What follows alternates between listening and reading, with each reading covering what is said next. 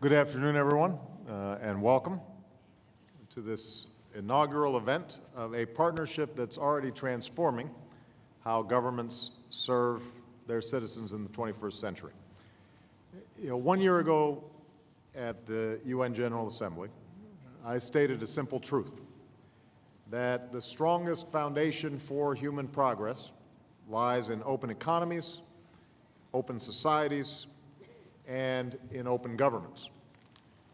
And I challenged our countries to come back this year with specific commitments to promote transparency, to fight corruption, to energize civic engagement, and to leverage new technologies so we can strengthen the foundations of freedom in our own countries. Today, we're joined by nations and organizations from around the world that are answering this challenge. In this open government partnership, I'm pleased to be joined by leaders from the 7 other founding nations of this initiative. I especially want to commend my friend, President Rousseff of Brazil, for her leadership in open government and for joining the United States as the first co-chairs of this effort. We're joined by nearly 40 other nations who've also embraced this challenge with the goal of joining this partnership next year. And we're joined by civil society organizations from around the world, groups that not only help hold governments accountable, but who partnered with us and who offer new ideas and help us to make better decisions. Put simply, our countries are stronger when we engage citizens beyond the halls of government. So I welcome our civil society representatives, not as spectators, but as equal partners in this initiative. This, I believe, is how progress will be achieved in the 21st century, meeting global challenges through global cooperation across all levels of society. And this is exactly the kind of partnership that we need now, as emerging democracies from Latin America to Africa to Asia are all showing how innovations in open government can help make countries more prosperous and more just.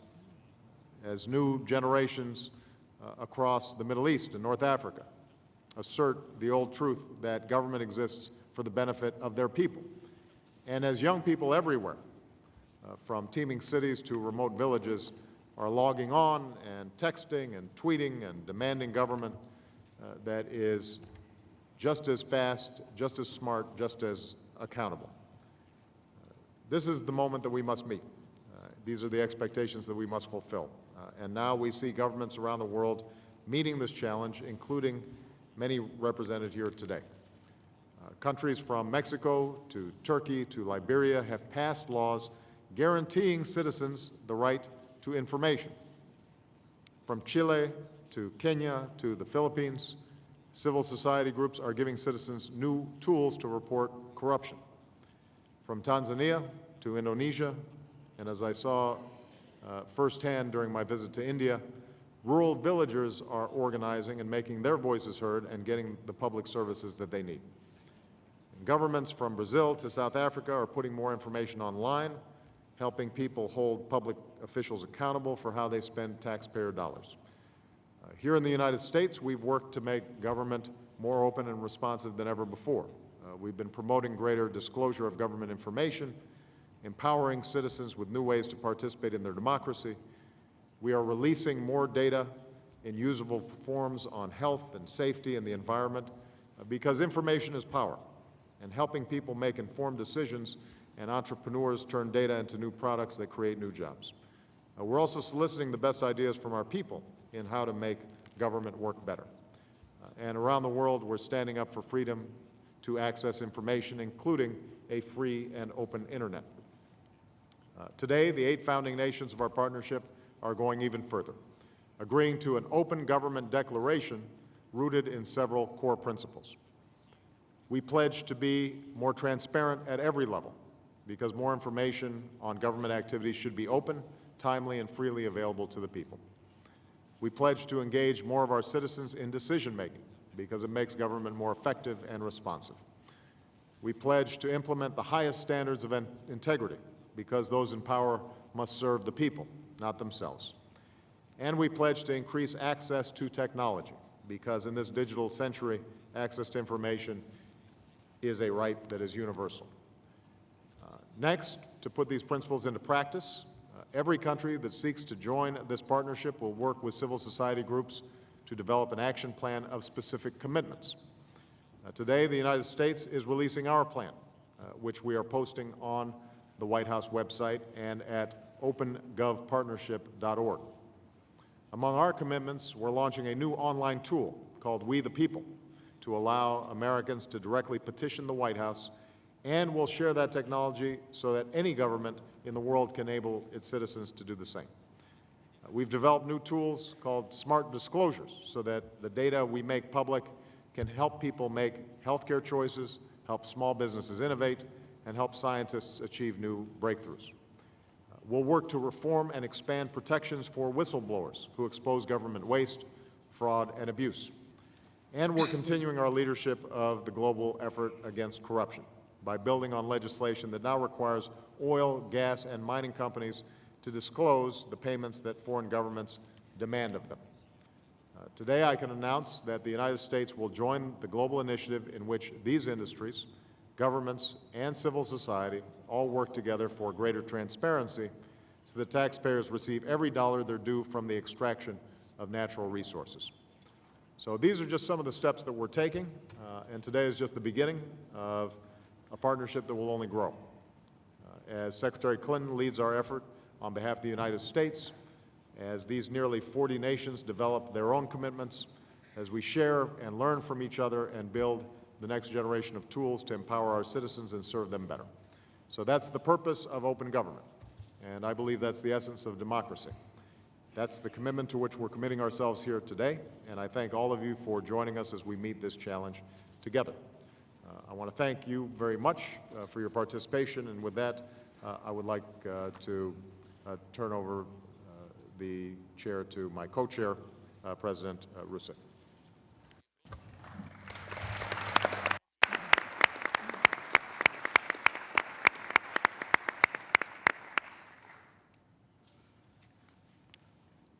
Senhoras e senhores,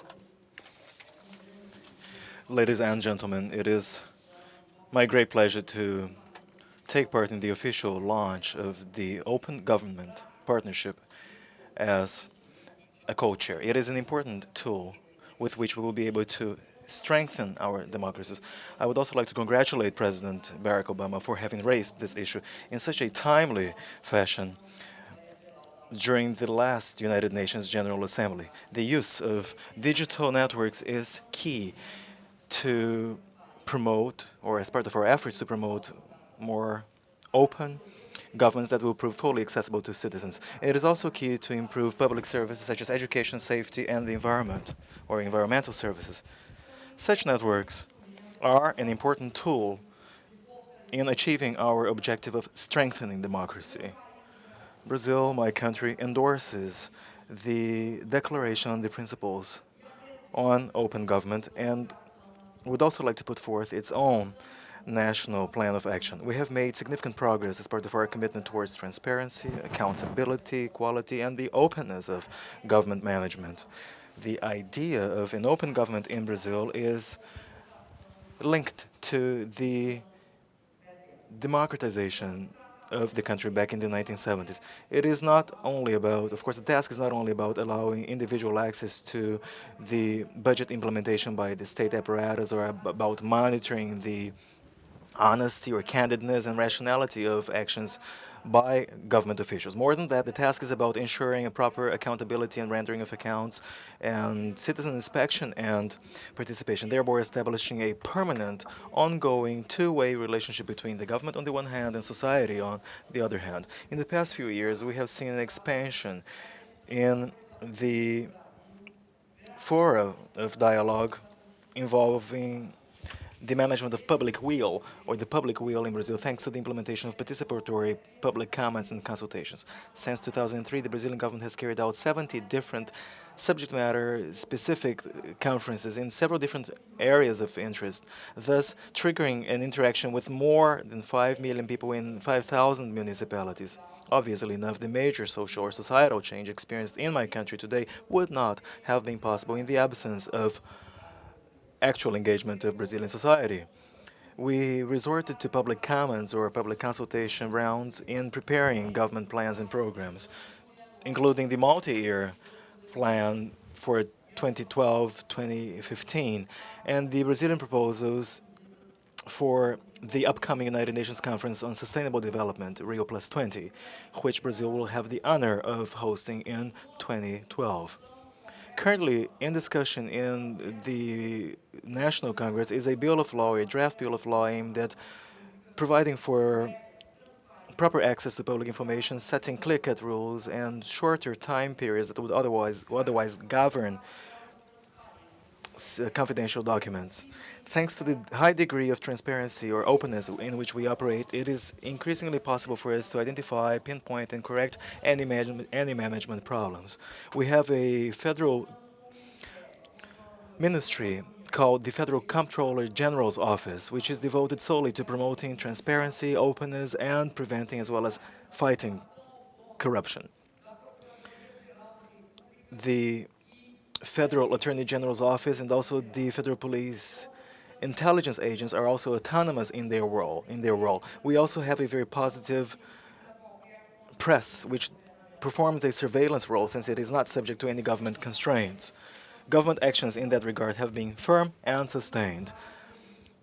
I have been very clear since I took office in January when I stated and asserted that my government will not tolerate or have any linkages whatsoever with mistaken behavior, embezzlement, deviation, or wrongdoing. Ladies and gentlemen, the internet and the social networks have increasingly performed an important role in the mobilization of civic forces in political life. We saw the power of these tools in the democratic awakening of North Africa and Middle East countries that were shaken to the core by the Arab Spring. In order to put technology to the service of social or societal transformation, Brazil is now enhancing its e-government tools and also disseminating the use of open, interoperable standards while at the same time developing a national open data infrastructure. We have innovated in the use of digital collaborative platforms in the drafting of bills of law in Congress. Our transparency portal on the web is currently an emblematic symbol of Brazilian progress in the relations between government and citizens. Through the transparency portal, we have posted and disseminated on the web on a daily basis all government expenses. The next step will be to make that information available as an open source type of document, therefore allowing its free use for different analysis and cross-referencing applications. We are also implementing as part of a priority project in my administration the National Broadband Program, which will overcome the major digital inclusion bottleneck that we have, namely the shortcomings and the high costs of internet access these days. So once we overcome those bottlenecks in Brazil, the open government standard in Brazil will be fully accessible to all walks of life or social segments nationwide in Brazil. Ladies and gentlemen, the open government is not only about transparency, accountability, and fighting corruption. More than that, it is about citizenship and people's involvement, as well as innovation and better rendering of public services. Therefore, placing innovation at the service of education, health, and public safety policies. It is therefore a project to ensure democratic modernization as we move into the 21st century. Brazil is highly interested in the matter at hand, and it is my belief that we are in a position to contribute positively. I am very pleased to confirm and invite you all to come to Brazil, as Brazil will host the next meeting of the Open Government Partnership in March 2012. I am quite certain that between now and then, we will see more countries and players becoming more fully engaged in this ongoing initiative, therefore providing their invaluable contribution. Thank you very much.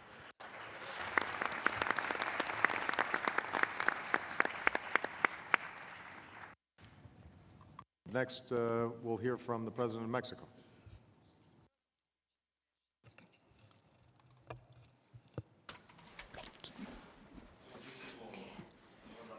Your Excellency, President Barack Obama, Your Excellency, President Dilma of Brazil, Your Excellencies, Presidents and Prime Ministers, ladies and gentlemen, it's an honor to be here today with all of you to launch this project for open government. This is a very valuable effort to build all over the world better governments, more transparent governments, accountable governments. And I want to thank Presidents Obama and Rousseff for this wonderful invitation. For years, and perhaps even decades, the government of Mexico was like a lockbox. Nobody really knew what was going on inside that box. And as you can imagine, that led to very serious problems of corruption. When Mexico moved towards a better democracy, one of the biggest social requirements was to turn that lockbox into a glass box. The challenge was to guarantee every Mexican citizen the right to know what the government was doing and how it was doing it. So, our National Congress passed last year a Freedom of Information law.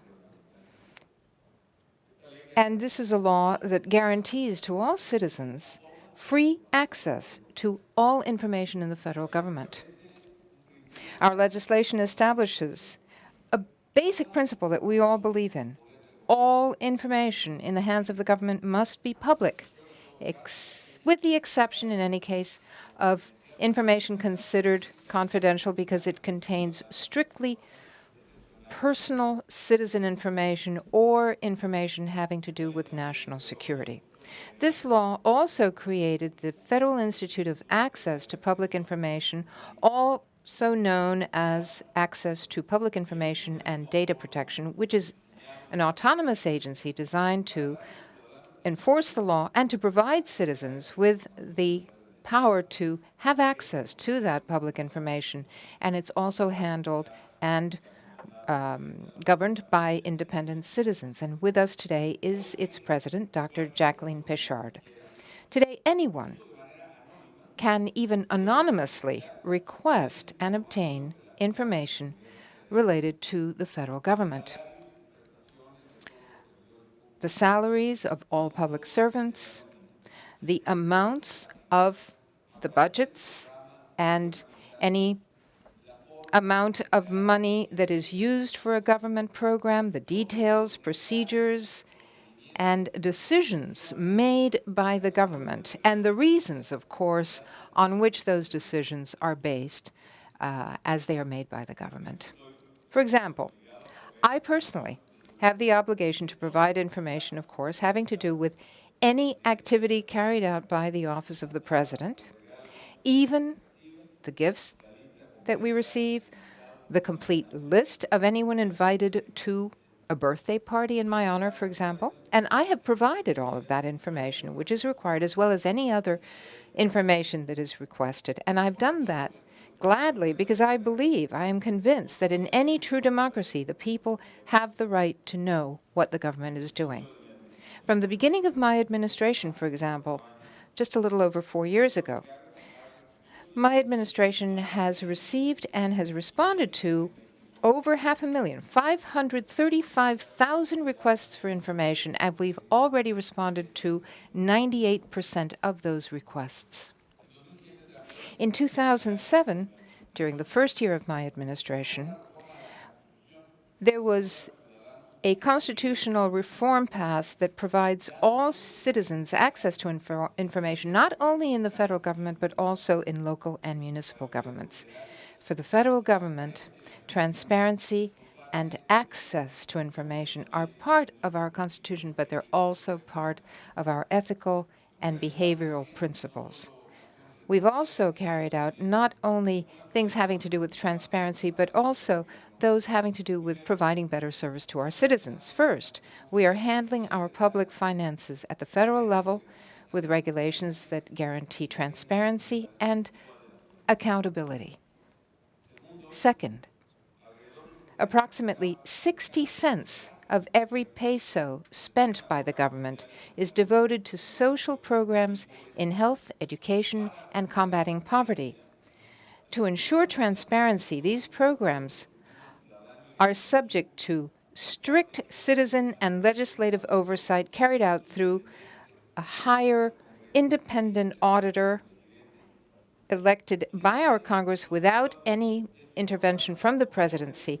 And these are also evaluated by independent national and international organizations.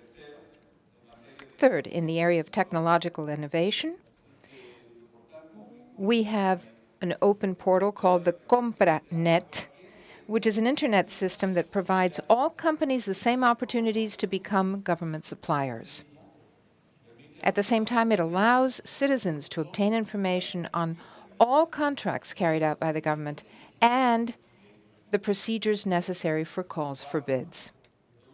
Fourth, we've carried out an intense regulatory reform to do away with excessive government red tape. Last year, in the year 2010, we eliminated over 16,000 regulations that contained over 2,000 unnecessary and redundant démarches, and in a single manual, we concentrated all procedures having to do with government procurement in order to avoid discretionary decision-making in our public agencies. They all have to carry out the same activities in their calls for bids. This has turned our relationship with our citizens into one that is much more efficient, effective, and transparent. We've also tried to involve our citizens in the constant improvement process in our government. For example, we organize an open public call for bids called the Most Useless Démarche. And that allowed us to detect through our own citizens those most inefficient sectors in the government from the viewpoint of the person on the other side of the counter, in other words, from the viewpoint of our citizens. These efforts are helping us to create a culture of accountability and to decrease the level of corruption. However, it's also clear that we need to do even more and develop institutions and mechanisms that are even stronger to attain government transparency at the state and municipal level, where we have not had an equal amount of progress, as well as to get into other public institutions such as our Congress or the judiciary. Ladies and gentlemen, today Mexico is also presenting its own plan of action. In it, we take on 4 key commitments as established by our global commitment for the Open Government Partnership. We want to increase public integrity, handle our public resources more efficiently, increase accountability in corporations and our public services. And we are sure that this initiative will allow us to strengthen the ties of trust between the state and our citizens in Mexico and with other countries. I want to reiterate the commitment of Mexico to take an active part in the Partnership for Open Government and to fulfill its principles. We are extremely interested in getting to know about the experience of everyone here and to learn from all of you. Once again, I thank you for launching this initiative, and you can very much count on Mexico to work on all of these things. Thank you so much.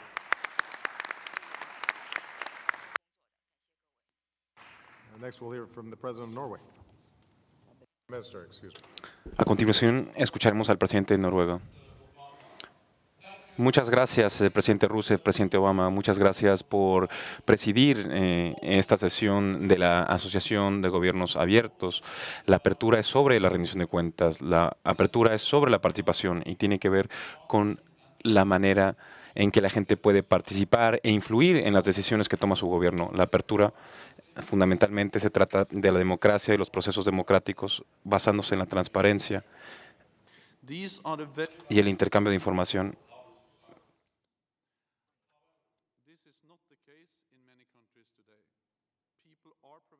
Participating in decision-making processes, access to information is limited, corruption and mismanagement are widespread. I commend President Obama for taking this initiative to bring together partner countries in an effort to share their experience and best practices, to promote good governance in our countries. Different countries have different experiences. Let me share some of ours with you. The Norwegian system is based on extensive cooperation between government and civil society, with employers and employees' organizations, with non-governmental organizations and interest groups, in decision-making processes and in implementing government policies. Norway's sovereign wealth fund is governed by a set of strict ethical guidelines and subject to the highest degree of transparency. This is important for the fund's integrity. It contributes to the well-functioning of markets and to corporate and social responsibility. As a major oil and gas producer, Norway is an active partner in the Extractive Industries Transparency Initiative, IET. The IET is based on transparency in all extractive industries. Through the Oil for Development program, Norway assists more than 20 countries in establishing high standards of transparency in the natural resource management. In our experience, open, responsive, and accountable government makes for more effective government. Transparency about budgets, expenditure, and the economy contributes to better economic performance. The full participation of all citizens, men and women alike, allows us to draw on the full pool of national talent. As we work together to move the open government partnership forward, Norway will seek to follow up 3 areas in particular: improving access to information and facilitating democratic participation in government, enhancing fiscal transparency and financial integrity, strengthening the role of women in government, the economy, and civic life. President Joseph and President Obama, we look forward to working with you and with the partner countries, to sharing our experiences, our best practices on how to improve our societies based on openness, participation, and democracy. Thank you.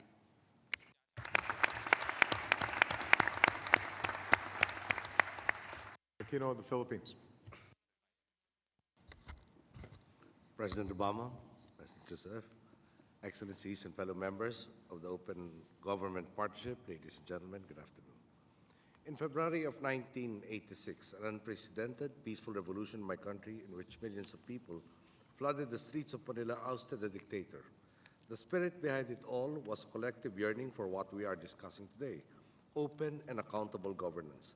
Last year, it was an idea of an open government as well, that again, in another unprecedented act, rallied the Filipino people in droves, not in the streets, but through the ballot to vote for me, then a member of the opposition, so that the Filipino people, and not merely participants in the long-entrenched system of patronage and corruption, could finally emerge victorious. This is what democracy is all about, having a government disciplined enough to imbibe in itself the principles of transparency, accountability, and citizen involvement, the necessary preconditions to poverty alleviation and inclusive and sustainable economic growth. The Philippines' participation in the OGP is consistent with our administration's commitment to honest and effective governance. It presents clear advantages to the Philippines. We can access and exchange best practices, peer consultation, and technical assistance in implementing our domestic initiatives. Allow me then to salute the founding members of the OGP, as well as the new countries who have more recently shown interest in standing up for transparent, accountable, and participatory governance. Likewise, let me thank the OGP for honoring my country with membership in the OGP Steering Committee. This acknowledges and further strengthens our commitment to promoting transparency, fostering accountability, and combating corruption. Our participatory government lies at the very foundation of our efforts. A nation maximizes its potential through unity. When a people march to a single beat and in a single direction, it arrives at its goals faster because of everyone's collective effort. This unity hampers progress. Ironically, though unity cannot be achieved by stifling the dissent, but by allowing voices to be heard in order to achieve a consensus. Listening, allowing others to speak, and raising the level of public discourse funnels a people's dreams and aspirations into a single national agenda.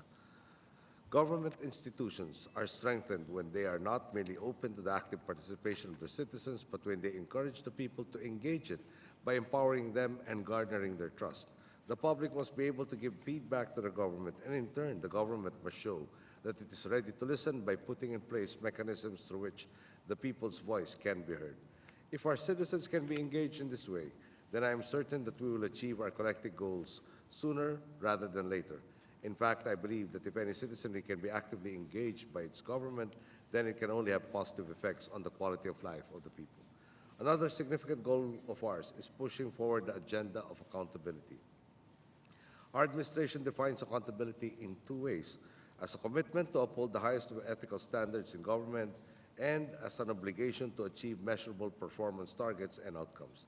To uphold accountability, we have taken a two-pronged approach, focusing on the curative and the preventive. As we vigorously pursue our campaign against those who abused power in the past, we are also strengthening institutions through open government. In fact, we have created a roadmap called the 2012 Philippine Government Action Plan to ensure that our government institutions are at par with international transparency standards. This action plan was developed through consultation with networks of civil society organizations as well as business groups engaged in the integrity advocacy. We recognize that this action plan is a work in progress. The long-standing culture of corruption and concealment that had taken root will take time to change. But rest assured, before its implementation in January 2012, the plan will have gone through even deeper consultations. All these efforts are indicators of how serious we are in transforming our system from one that operates through secrecy, impunity, and collusion into a government that embodies transparency, accountability, and citizen engagement, a government that truly exists for its people. The Philippines has always been and remains committed to the ideals put forward by the OGP. Being part of a global community of transparency advocates is more than a source of collective strength for us. It also allows our government to strengthen its efforts and find opportunities for cooperation with its peers. I am aware that much remains to be done, but so long as we stand firmly united in veering away from a jagged path of dishonesty and concealment, and so long as we run governments focused on righting the wrong and staying along the straight path, the coming generations will surely inherit a more peaceful, prosperous, and open world. Thank you.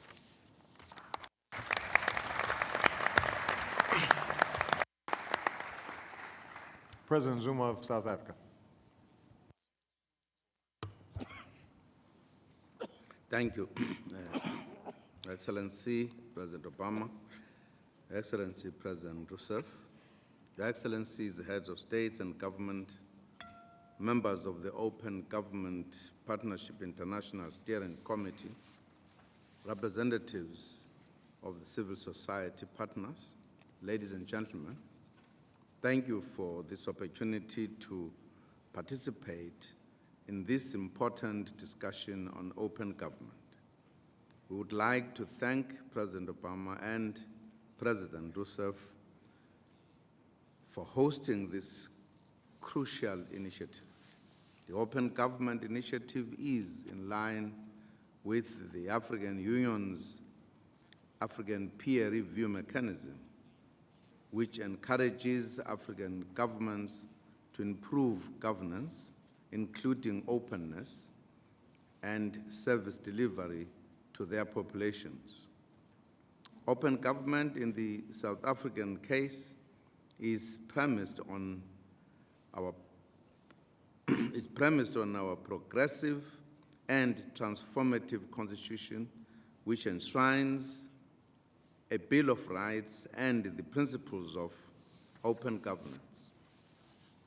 Chapter 9 of our Constitution specifically provides for the establishment of independent institutions to safeguard and enforce openness, transparency, accountability, responsiveness, and ethical governance in the public and private spheres. These institutions are the offices of the Public Protector, South African Human Rights Commission, Auditor General, Independent Electoral Commission, the South African Human Rights Commission, a Gender Commission, and a Commission on Traditional, Linguistic, and Religious Communities. These institutions are an important armory in promoting and protecting the rights of our citizens. We also regard the development of an efficient, effective, and development-oriented public service and an informed and empowered citizenry as key tools in the promotion of open governance. We promote citizens' engagement and participation through direct contact with citizens by undertaking visits to hear their suggestions and concerns and to monitor service delivery. Also key to open government and creating an open society is a free media. We pride ourselves on having freedom of expression and media freedom that are enshrined in the Constitution. This makes our vibrant democracy with a healthy exchange of ideas in society also important in promoting open government is the fight against corruption. We have a number of institutions with specific mandates of preventing and investigating acts of corruption, as this is one of our key national priorities. The South African government is therefore unambiguously committed to espousing the principles of open governance. We consulted with civil society in drafting an open government country action plan. The consultation process will continue until we finalize this plan. We also continue to participate in continental initiatives that assess our performance in this regard, such as the African Peer Review Mechanism, as mentioned.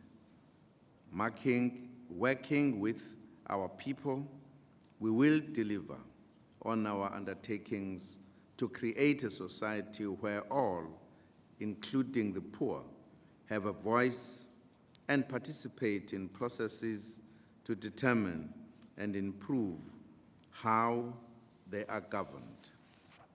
We would like to thank the steering committee members and representatives of governments for having made this open government process a reality, and I thank you.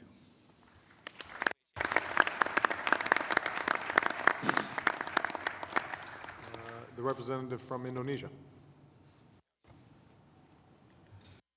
Excellencies, Presidents, distinguished guests, ladies and gentlemen.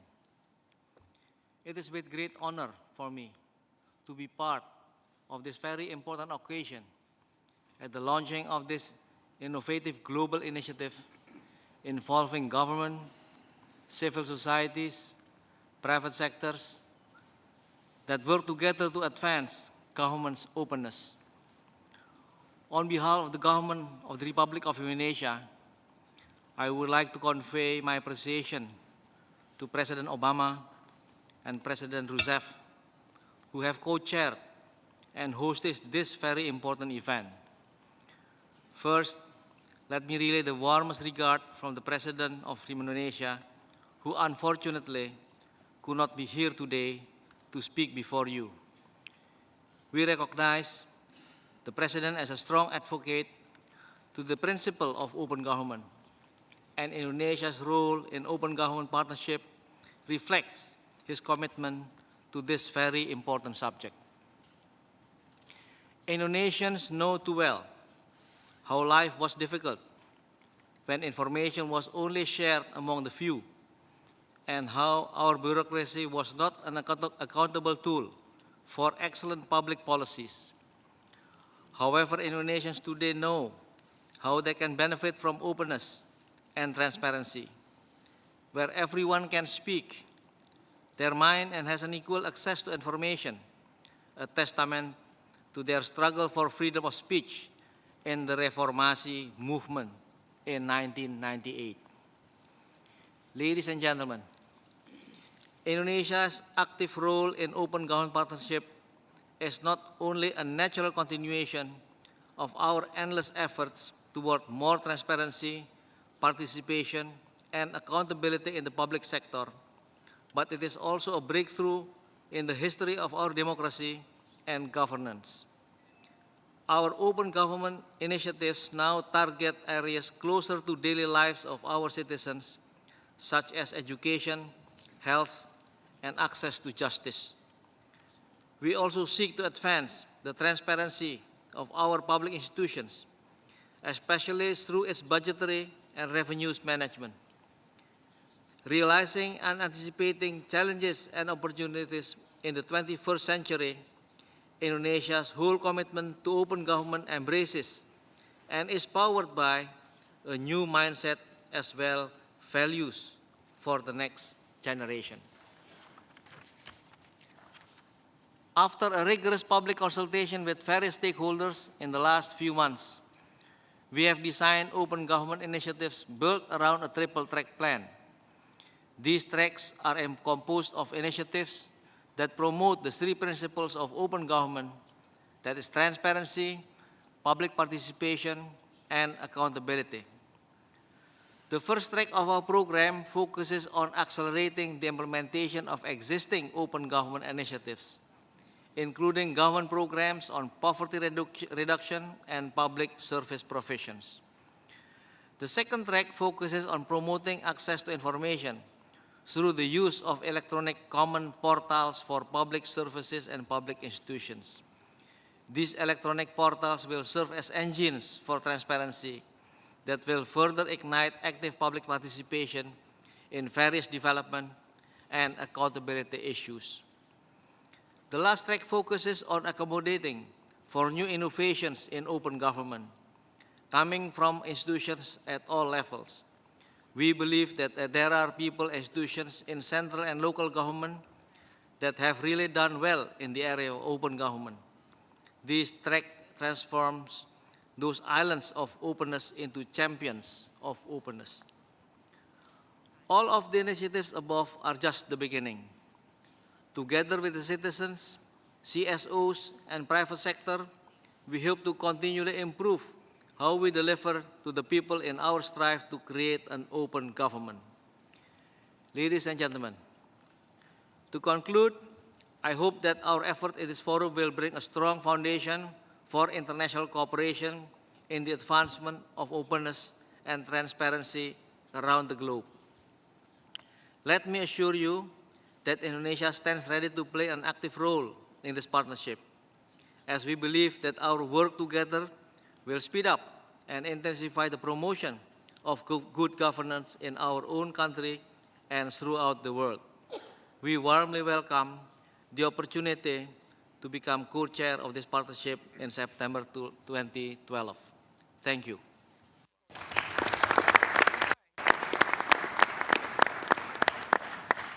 The representative from the United Kingdom. Mr. President, Madam President, fellow members, ladies and gentlemen, I bring the warm good wishes of Prime Minister Cameron, who is sorry he can't be here today, but for whom transparency has been a defining passion of the government he leads. We're committed in the UK to being the most transparent government in the world, but today's event suggests this will be a hotly contested field. It's a law of politics that all oppositions are passionately in favour of transparency. In office, governments tend to favour transparency and openness in their first 12 months, when what they're exposing is their predecessors' errors. After that, it's altogether less comfortable. There's nothing cosy or fluffy or soft about transparency. It's hard-edged. It needs to be rigorous. It gets governments out of their comfort zone. It enables the citizen to hold the government to account, not just every few years at election time, but week by week and month by month. In embracing transparency, we volunteer to have our feet held to the fire on a daily basis. Today is a pivotal moment. Over the last 20 years or so, the world has opened up. Across the globe, we've seen societies, economies, and governments becoming more open. In Eastern and Central Europe, across Asia and Latin America, in Africa, most recently in the Arab Spring, the shutters are being thrown back and the light is flooding in. And today we're at an inflection point. Today the demand for openness is unstoppable, and for the first time the technology exists to make it irresistible. For the first time people can access and exploit data in a way that makes us in government more accountable. It's easier for the public to demand data. It's easier for governments to provide it. It's easier for citizens to use it, to inform their choices in public services and to demand responses from the providers of public services. It's easier for entrepreneurs and developers to exploit the data in ways that drive both economic and social growth. Occasionally some ask, is all this academic? Is it merely a passing whim, a fad for political theorists? What difference can it make to citizens in their everyday lives? Well, the answer is it can make a difference both in huge ways and in very mundane ways and in an infinity of ways in between. It can save lives. A few years ago, Britain's leading cardiac surgeon persuaded his peer group to publish their outcome data, including mortality rates across the UK.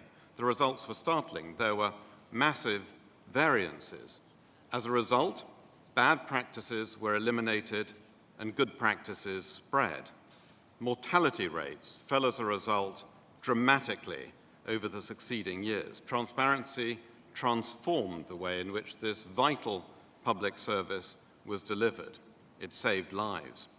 At the other end of the life and death spectrum, think about travel data.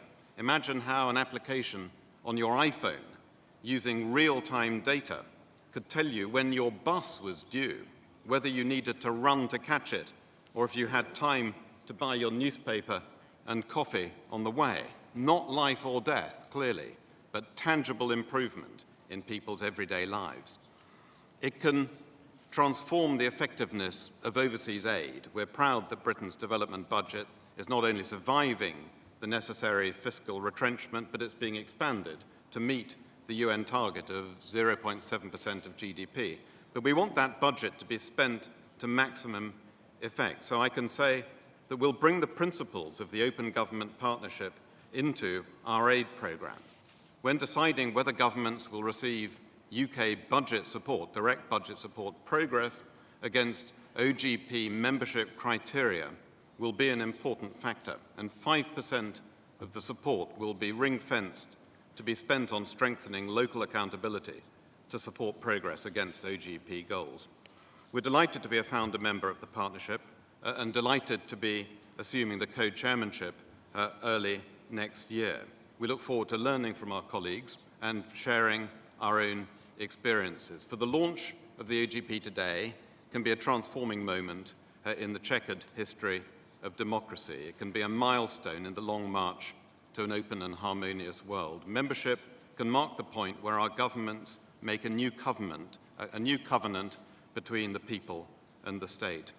Victor Hugo once said, "You can resist an invading army, you cannot resist the power of an idea whose time has come." Transparency is an idea, a huge idea, whose time has come. Let us not only not resist it, let us embrace it with enthusiasm, passion, and total commitment. Thank you.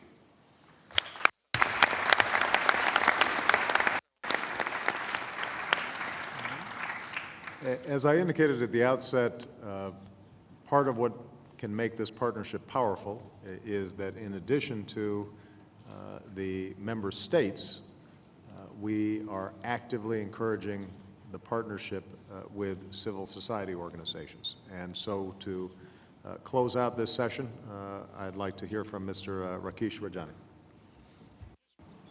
Thank you, President Obama, President Youssef, Your Excellencies, fellow civil society members, ladies and gentlemen. In a world marked by so much turmoil, we need open governments to build trust and to revitalize the social compact between citizens and states. Openness can bring governments and citizens together, cultivate shared understandings, and help solve our everyday practical problems. It starts with sharing information. We heard today that Norway's enormous oil wealth is managed as a public asset whose revenues are transparent to all. Openness will be key to turning natural resource wealth from a curse to a blessing for many millions, particularly in my continent, Africa.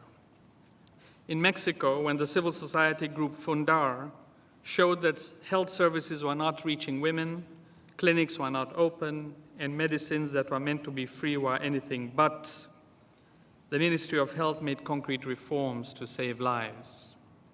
Across Kenya, Tanzania, and Uganda, Uwezo, a citizen-led survey of almost 200,000 households, has demonstrated that children still lack basic literacy and numeracy skills despite being in school, despite billions of dollars of investments. These findings are now helping governments and citizens and parents to improve learning outcomes in education. The US government's data.gov site not only makes 300,000 data sets public, it invites users to design applications to mash data, see patterns, and create new knowledge that it could have never done on its own. In London and New York, Nairobi and Haiti, platforms such as Ushahidi, Fix My Street, and 311 are enabling citizens to get city councils to fix potholes and broken streetlights, to track health stockouts, and relief supplies. Still, to be meaningful to citizens, information needs to be accessible locally. In India, MKSS has democratized access to spending data by painting it on over 100,000 community walls in the state of Rajasthan alone. Ordinary citizens audit public records to verify whether salary registers are real or fake, and whether reported infrastructure actually exists. In the state of Andhra Pradesh, citizen audits have uncovered fraud and theft of over $25 million, of which a fifth has already been recovered. Citizen involvement has proven to be so useful that the Comptroller and Auditor General of India has called for social audits to be conducted across the country. However, as important as saved dollars are, the true power of open government may be its effect on the public imagination. When citizens monitor what's going on, make comparisons, and act, they gain a sense of purpose and control, a sense not only that things happen to us, but that we can make things happen, a poignant affirmation that we are part of the narrative of history. In fact, citizens are making change happen every day at an unprecedented scale and pace. The recent events of the Arab Spring attest to this.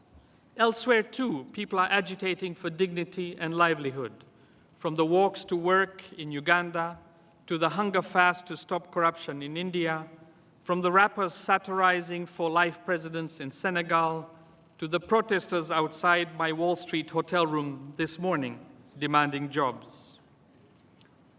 Open communication also heightens aspirations. No longer are people willing to bear it, remain silent in the face of humiliations, and indefinitely defer their dreams. Ideas travel. We see how others live and make a difference. We wonder, if they can do it, why can't we? We learn lessons, we make meaning, we craft tools, we organize, we act. For governments that wish to maintain established order, these developments are worrying, but they cannot be wished away, and in fact, they provide all of us a powerful opportunity for change. For open government is the most apt response to the democratic human impulse to be involved, to count, to matter. Excluding people breeds resentment and suspicion and anger. In contrast, creating open societies where citizens can freely access and share data and ideas and choose their leaders and hold them to account creates a sense of belonging and gives people a stake in public affairs and in politics. Openness makes it easier to engender trust, legitimacy, and responsibility, and it is harder to be cynical. Take the constitutions of South Africa and Kenya. Among the greatest such documents in the world, born out of contexts of violence and deep inequities, they were forged through struggle and exhaustive, open public engagement. Today, despite persistent tensions in both those countries, these constitutions are helping create fairer societies, upholding the best part of our ideals and guarding against our baser instincts. So, Presidents, ladies and gentlemen, the course of human progress is never straightforward, but the human spirit is such, with our curiosity to know, our impulse to speak out, our tenacity to get things done despite the odds, and our deep-rooted desire for freedom and dignity, that in the end we will settle for nothing less than open government. Thank you. Very good.